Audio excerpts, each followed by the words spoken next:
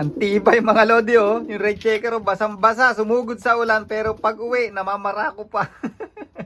Tibay mga lodi ano, basang-basa oh. Ayan oh, basa yung batok, sumugod sa ulan. Ako po, training na lang. Kung kailan training, nawalan tayo. Ayan, lakas ng ulan.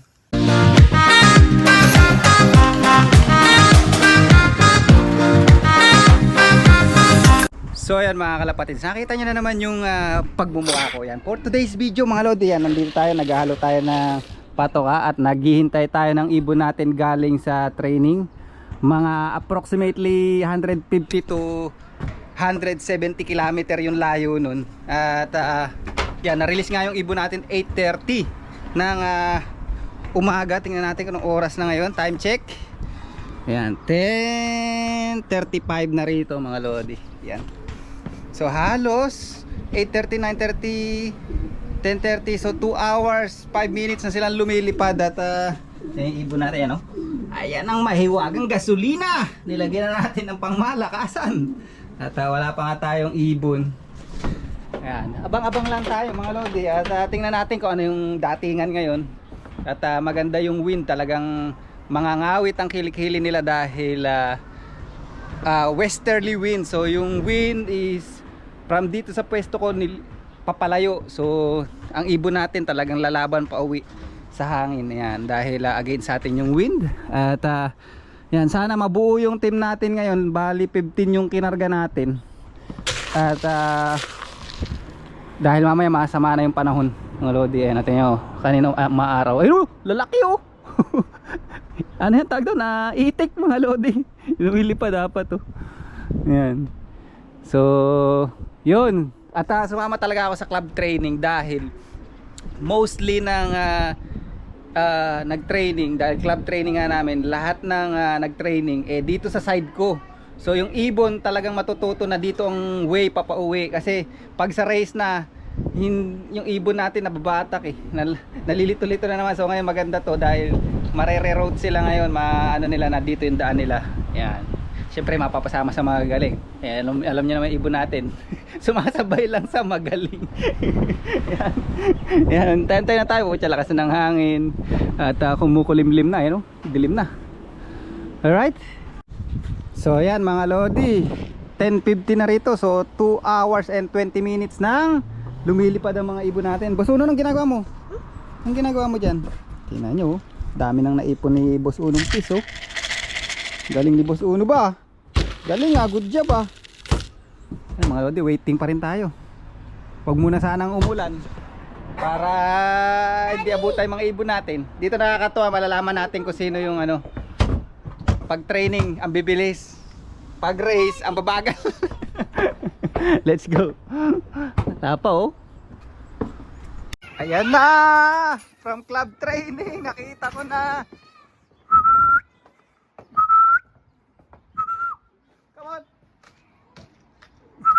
Ito na mga lodi, from club training. Sino kaya to? Yun oh! Pucha, isa mga lodi! Fresh from 170 kilometer. Antibay siya pa ngayon na una oh. Halos 3 hours lumilipad mga lodi.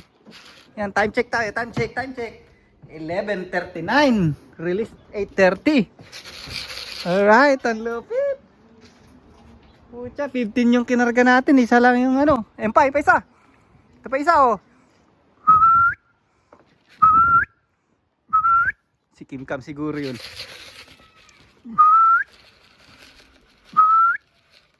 Come on.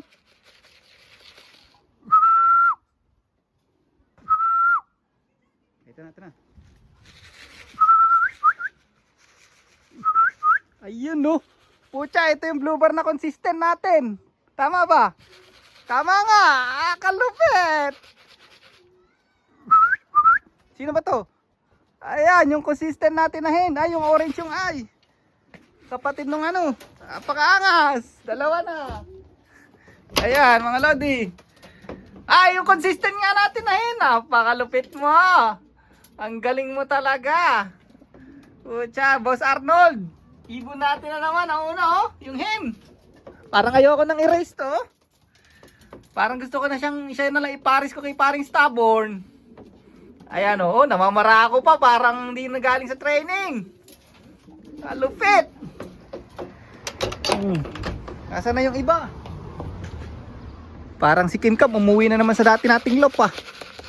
Lupit talaga nung hen na yun mga lodi. Ayan. Pakalupit talaga ng hen. Ayan, parehas si Stubborn line. Parehas apo ni paring Stubborn mga lodi. From 170 km na club training natin. Ayan oh. Parehas apo yan. Ito yung Mili, anak ng inbreed. Ito naman, anak din pala ng inbreed to. Itong blue bar na to. Kaya lang, ito, inbreed saka Kim Kam line. Ito naman, inbreed saka yung finisher natin ng 900 km. Ito pa isa, dito puro dito galing ibon natin. Come on.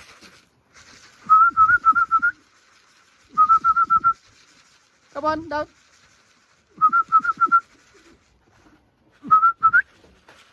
Sino naman to? Si Kim Kam, mga lodi oh. Yitiki! Si Maring Kim Kam. Yan, halos nauhuli lang siya ng mga 3 minutes sa dalawang nauna. Ayan, si Maring Kim Kam oh. Ayan oh, magtita na blue bar. Pakalupit. Ayan, dalawa mga lodi. Ito yung kapatid ng blue bar na nauna kanina, na consistent. Pero pa isa doon, ayan pa isa oh. Ayun oh, oh putya, bagal din ito pero tumitira din no. Ato, anak ni Joe Benito.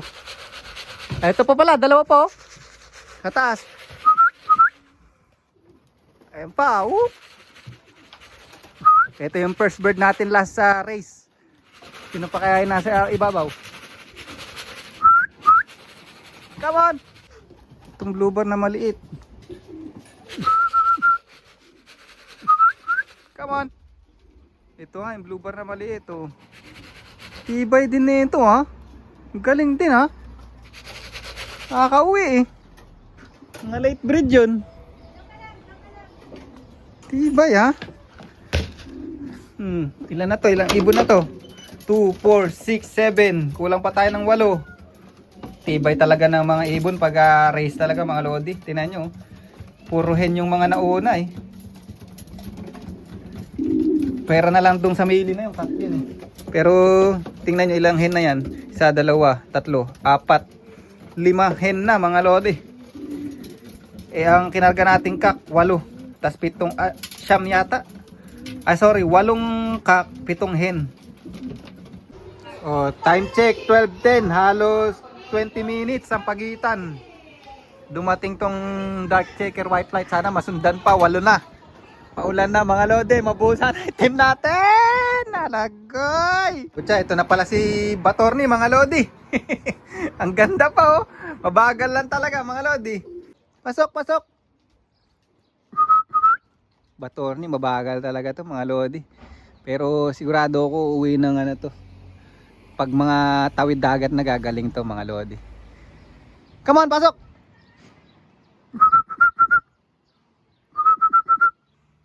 Basta matanda, makunat eh mga lodi. Kahit na mahirap yung race, umuwi eh. Mahirap ang training ngayon mga lodi. As in, talagang doon sa releasing point sinabi nila is overcast. Ibig sabihin ng overcast, umuulan. Tingnan mo. Pero nirelease doon sa training. Wala tayong magawa. Napasama tayo sa training. Anyway, ayan o. Tingnan, lakas pang pumorma o. Galing 170 km yan. Tingnan nyo. Oh, mabagal pero di uuwi. Ayan ang si Batorni. Come on.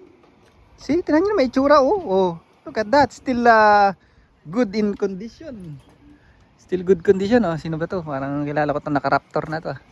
Oh, ito naman yung blue dark checker white light na kak natin. Pucha pa isa-isa dating. Mantakin mo. Ilang oras na to? 8:30 ni release. Time check tayo. 1 o'clock mga lodi. So 8:30, 9:30, 8:30 to 9:30, 10:30, 11:30. So 3 hours 30 minutes na lumilipad to mga lodi. Yan na siya oh, mga lodi oh. Yan, nakita ko doon, may inom doon sa may gilid doon eh. Yan oh. Saan ka galing? Iba talaga. Grabe. Hirap na hirap yung mga kak natin, ah. Ayan, oh. Oo. Kain na. See? Diba kung umuwi ka ng maaga? Tinan nyo, nagpapahinga na yung mga hen. Yung kak. Hirap na hirap pa. Ngayon, wala pa si Jobinito. Anong nangyari sa'yo? Namarako naman. Namarako mga lodi. Namarako. Kita nyo naman. Lakas pa. Ayan, sorry mga lodi. Mali pala yung bilang ko. 8:30 na release. Tapos alauna na. So tama ba ako? 4 hours and a half na siyang lumilipad. Ayan, mali pala yung counting ko kanina. Ayan. Kaya nagtataka ako. Sabi ko 3 hours na lumilipad yung mga nauna. Tapos ang bilang ko dito 3 hours. Yun pala. 4 hours and a half na siyang lumilipad. Ayan. Pucha, kulang pa tayo ng 5. Jobinito, yung Mili, yung dark checker, at saka yung isang dark checker na hen. At saka sino pa yung isa? Sino pa isa? Basta kulang pa tayo ng isa. Ay, 5 pala. Pucha, Jobinito to. Kanina pa ako nantay ng hantay. Kanina pa pala siya nandito mga lodi. Ayan oh. Namumugad dito. Doon dumadiretso sa ilalim. Wala yung ibon to. Saan napunta? Ayan o, Jobinito. Buisit ka. Ba't nagpupunta ka dun sa ilalim? Kanina ka pa pala nandyan. Loko kung di ko nasilip. Pasok. Walang yung Jobinito to. Lipad sexy. Ayan o. Pinarisa na si Kim Kam. Kapara siya kasi si Kim Kam mga lodi. Pucha, sabi ko parang imposible ka akong na-late masyadong loko. Tingnan niyo yung balahibo sa batok ni Jobinito mga lodi, basa. Ayan oh, mukhang sumugod na sa ulan to. Inabutan na ng ulan yung mga iba. Yan, bali 4 na lang kulang natin. Ayan. Pucha, tibay. Sumugod sa ulan mga lodi. Yan, kasi malalaman mo talaga, hindi na ako masusurprise kasi itong mga nasa hindi pa nakakauwi, mga late talaga sila, slow talaga silang lumipad. Kung si Kim Kam saka tong mga first bird natin last race, saka yung ito yung mga blue bar diyan, yung mga consistent. Pag yan ang na-late na hanggang ngayon wala pa, yan something wrong sa conditioning natin. Pero itong mga to katulad si Jobinito, mabagal talaga to. Pero tingnan niyo sa tawid dagat mga lodi. Tingnan niyo ha. Basang-basa yung batok oh. Hindi naman basang-basa pero makikita mong basa. Kasi tingnan niyo yung itsura niyo. Yan o, basa yung batok. Sumugod sa ulan yan o kaya dumapo na somewhere. Yun ang hanggang ngayon yung iba wala pa. Halata talagang sumugod na sa ulan. Yan, dilim na o. Ayan, ang lakas na ng ulan mga lodi. 4 ang kulang natin. Ako po, training na lang. Kung kailan training na walan tayo. Ayan, lakas ng ulan. Umuwi na kayo, di na kami galit ni Una. Tibay mga lodi, basang-basa ako. Ayan basa yung batok, sumugod sa ulan. Okay, pasok na, pasok. Ayan, tingnan nyo, basa yung batok mga lodi. Itong isa yung red checker, basang-basa yung batok ko. Alang yan, sumugod sa ulan. Pangmalayuan talaga itong mga lodi. Talagang mabagal. Distance talaga ang lipad niya. Ayun basa yung batok. Basa yung batok. Mga lodi basa Na-smash, training na lang, na-smash pa basang-basa yung batok, sumugod sa ulan mga lodi. Tibay Pwede na. Ang tibay mga lodi yung red checker basang-basa, sumugod sa ulan pero pag uwi namamarako pa. Yan. Tibay yung batok basang-basa Pati itong dark checker tibay. Kulang na lang tayo ng isa. Ay, 2. Yung dark checker na hen na kapatid ni Batorni, saka yung Mili. Yan. Yung kapatid nung dark checker white flight. Okay na mga lodi. Ayun namamarako pa siya dun Tibay nung red checker. Ayun yung red checker. Tibay nagwawalis pa nga. Nagwawalis pa, basa yung ano, sumugod oh. Kitang kita nyo naman. 170 kilometer yon.